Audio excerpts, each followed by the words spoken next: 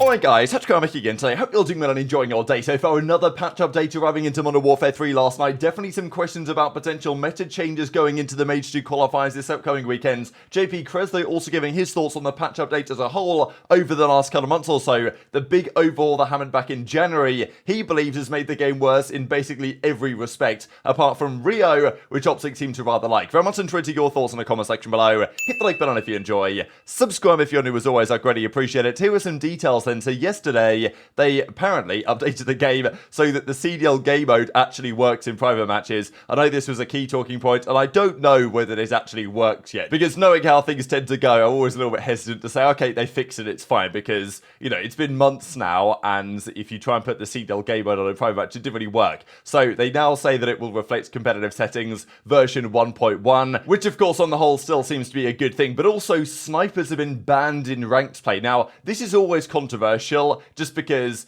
ranked play wants to reflect what the pros play, and I totally get that, and I think that in general it should, and I do believe this is probably a good thing, just because there were certain players that put out snipers in the respawn mode. You're like, okay, what are we doing here? Do we just need to, you know, force snipers not to be used? But at the same time, in Search and Destroy, no snipers. It's like, is that really the way that we want to have it? And the pros obviously have decided snipers have got to go, and therefore that's what Treyarch and Sledgehammer have reflected in the ranked mode as well. So this is always controversial. I think generally speaking, people will be happy about this change, but it's definitely not always going to be the case. And it's always the thing where the pros decide the gentleman's agreements, whether they're stupid or not, they probably get reflected eventually in ranked, which I think is probably a good thing, but it's like, I just wish there were a better way to come up with these gentleman's agreements, because the fact that the pros basically decide this stuff in a group chat, and let's say the snipers got a massive nerf, and all of a sudden they're not even very good anymore, just hypothetically, which is probably not going to happen, but let's say they did happen, the pros will almost certainly never unban them, just because that's the way that things go. It's difficult for the pros to think, okay, well, this has now been nerfed, maybe we'll try it again. That basically doesn't ever happen. Once something is on the ban list, it basically always stays on the ban list. So, you know, there's not going to be any changes here, even if the snipers are really weak and underpowered and only useful in Search and Destroy or whatever. I don't think they're ever going to be unbanned. And that's not all the fault of the pros either, right? Just the reality of the situation that there's no general commission or committee or whatever you wanted to say within the Call of Duty League to come up with some of these decisions. The pros have to do it themselves, and they don't necessarily always get it right. The funny thing, of course, again, was yesterday, they put the update into the game, and it completely broke the game. Like, ranked play didn't work, Warzone didn't work, and to be fair, they fixed ranked apparently relatively quickly, but I still find it unbelievable, right? They do a patch update and just everything breaks immediately. One thing they did change though was the Striker 9, a weapon that was considered, I believe, right at the start of the game to be potentially viable. I believe these are the Warzone changes. The changes they made to the multiplayer are different to Warzone. No damage adjustments, mainly recoil related stuff. Decreased hipfire spread, decreased recoil gun kick, increased horizontal recoil, increased vertical recoil, increased bullet velocity. So I guess a couple of changes, but there has been some talk about whether the Striker could be viable.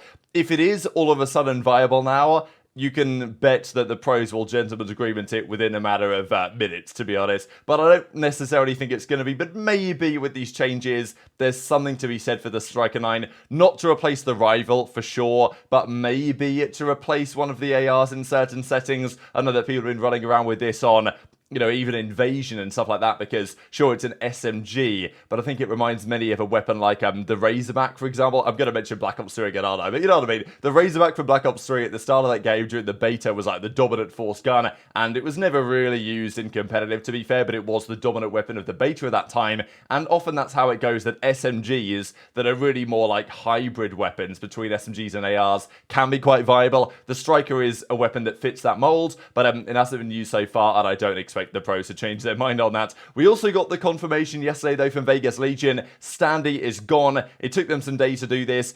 To be fair, they made a real graphic here. They didn't AI generate this as they did the first time, but they say thank you Standy because they're not even going to keep him on the bench. This is no surprise, the way that Vegas operates. People will say, oh, wow, I can't believe they didn't keep him on the bench. Are you surprised, right? Like, this is how Vegas do it, and they don't want to pay any more money, so they will put Theory or their coach, whatever. He'll become, or he will stay, I guess, the substitute player in case, because that way they save some cash, and Standy is gone. So even if the new change doesn't work out, They could bring him back, of course, that's an option, but that basically never ever happens. And it's a difficult one with Standy because obviously a very talented player, definitely far more talented than some of the players in the league as it stands as far as I'm concerned. That does not necessarily mean that he's in a good position to get a spot, because it seems like chemistry breaks down with Standy on some of the organizations that he's been on. We've seen that in Toronto on the past, we've seen that on, here in Vegas as well. Don't really know what's causing it, right? And obviously came out on stream afterwards and said, like, screw those guys, or whatever the case was, right? Which I thought was pretty fair enough. But I thought Standy might wanted to give his take on the matter, talk about why he feels he was benched, or, maybe if he did anything wrong, or if the guys did anything wrong that he felt like was unfairly treated. I don't know, because once you're dropped, it's like, that bridge is burned to some degree with that team. So you might as well come out and give your perspective on stream. And he didn't really. He was like, well, I don't want to say too much. Screw those guys. I still like them as players and as friends or whatever, even though I'm not exactly sure that's necessarily going to be the case anymore. But yeah, look, Standy's gone. Where's his next opportunity going to be? I feel like he's still good enough that he will be at least considered, but like after this has now happened a couple of times, especially because Toronto put in Hixie and they got substantially better without Standy, despite the fact that Hixie theoretically isn't as talented, but he was obviously a better fit for that roster, and it worked out very well for them. So if the same thing happens now with Vegas, sure, they're making some role changes. Purge is going to go to the sub, we believe, or at least the second sub. And then Gio's going to take up the second AR role. So we'll see if that,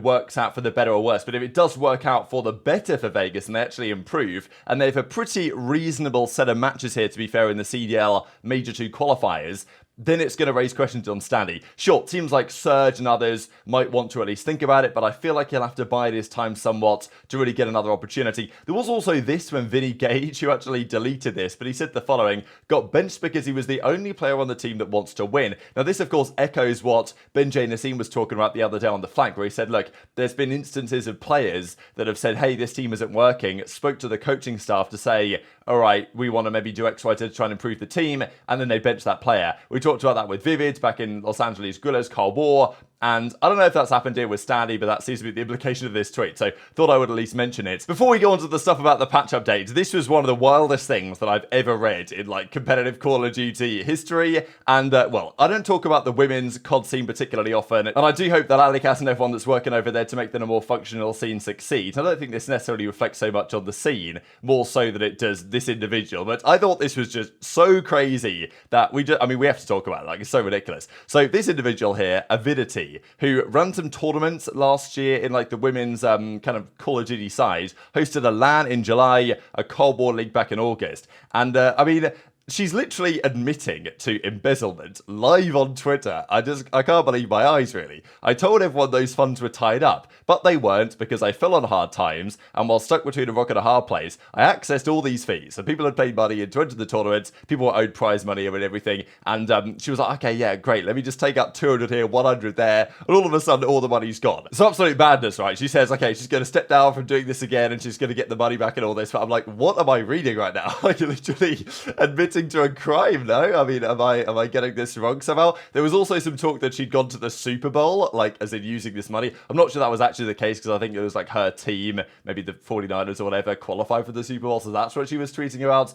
rather than actually going there to watch it, because, imagine that story, right? So, yeah, crazy stuff. I'm hoping there's a brighter future on this type of stuff, and, there's scummy individuals and bad actors in all these summer scenes. We've seen that plenty of times in the Call of Duty World League back in the day, and even in the Call of Duty League today. There's still talk that the Ravens owe a fair bit of money to dominate another, former individuals of their organization. So the CDL was meant to stop some of this type of stuff. It hasn't happened. Even as Priestahh says, this organization here, Ironblood Gaming, they still owe multiple players loads of money. So I don't know what the repercussions are going to be, or whether there's any sort of legal action that could be taken on this type of stuff, but often what happens is we talk about it, and then basically nothing ever happens. We've got to talk though about the patch update as well, because the game changed big time going into Major 1. The pros never played that update, the amateurs did. The general feeling was there were some positive changes, there were some negative changes, and OpTic's coach JP seems to think that mostly these are on the negative side. Also though, from Kenny, you guys might know that Kenny's been not exactly the pioneer, but he was the user of the slate reflector, right? So one of the red dot sight options, and actually Kenny started using this at the start of the game, and actually most other pros followed suit and said, you know what, the slate is the way to go over the MK3 reflector, which is the ELO sight, as many people know it. I've kind of always preferred the ELO, personally speaking, and yeah, Kenny admits that the Slate CEO has retired, MK3 investors have taken over, and yeah, this big ELO has lobbied too well. So it seems like even Kenny has given up now on the Slate Reflector and is going over to the ELO site going forward. So, you know, maybe the feeling is among the pros that is seems to carry some degree of a competitive advantage, but you know, this guy's like, yeah, we lost champs, and K's not too happy about that. But this is what JP has to say about the general patch update on the whole. How's the game playing right now with the updates and new maps? Not as good before, but Rio is still really good. What do you think of the new sub base? I hate it, but just curious if pros like it. I don't like it as much as previously. I actually don't care for it.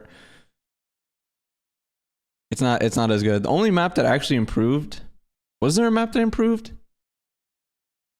I honestly don't think any of the maps improved. If anything, they regressed, low-key. Like, the only thing that's good about this new patch is the Rio. So I think I'm inclined to agree that most of the changes made to some of the maps, like Karachi, I don't think is better. Invasion, they changed a lot on that map in terms of the spawns, the rotations, everything like that. But I think the spawns and even some of the hardpoints are still very questionable on Invasion. I'm not necessarily sure that's massively better.